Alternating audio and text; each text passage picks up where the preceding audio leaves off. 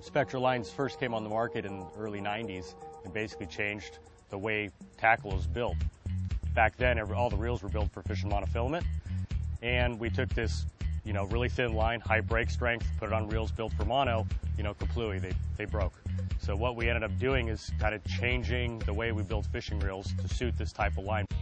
So we developed Trinidad's, Italicas, Stellas, for fishing Power Pro. Now you got the reels that are capable of providing 30, 40 pounds of drag. Where are the rods to match those, right?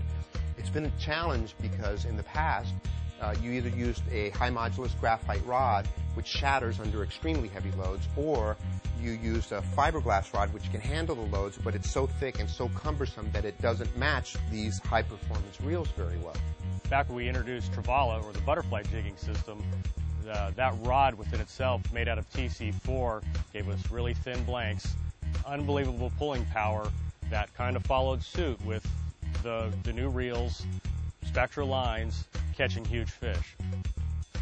The original TC4 rods were made for jigging, but people started using those jigging rods for all different types of applications, bottom fishing, live baiting, trolling. But what was desperately needed was a series of rods with the lengths, the actions, and the components that could handle the incredible loads that these new reels and the line could deliver. What we needed was a whole new generation of braided line rods. Terez is in itself an entire boat rod series, from your bottom fishing, your trolling, live baiting, you name it, it's in there.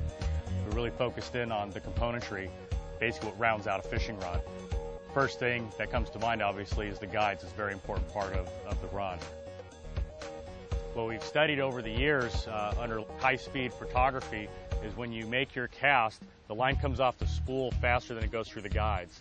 So the line actually goes up past the stripper guide, and if you have any wind, it cuts across, forms a little half hitch around the foot of the guide, and forms your wind knot.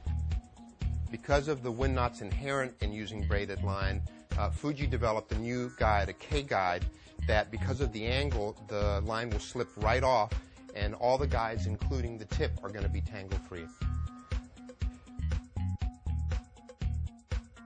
Grip designs is another key important part of the rods. So we focused in on ergonomics. How is it going to be comfortable? Finger grooves on some of the spinning rods, flat spots for the guy to rest it on a rail, tapered out the rear grips so it fits underneath your arm. The whole effort has been to lighten these rods and make them stronger. You can see this skeletonized reel seat has bits taken out of it to reduce weight. Then the material itself is TC4, which is a unique combination of T-glass and carbon, which allows for incredibly thin rod blanks able to lift heavy loads. In short, we're catching 200-pound fish on this gear that weighs less than some freshwater tackle. The rods, the way they perform with the right reel, the right line, it's just unbelievable how much pulling power you have. We used to use big, heavy gear and large rods to catch some of these fish, and now we're doing the same thing with these very light, very compact outfits. The whole concept being to truly fight the fish and not the tackle.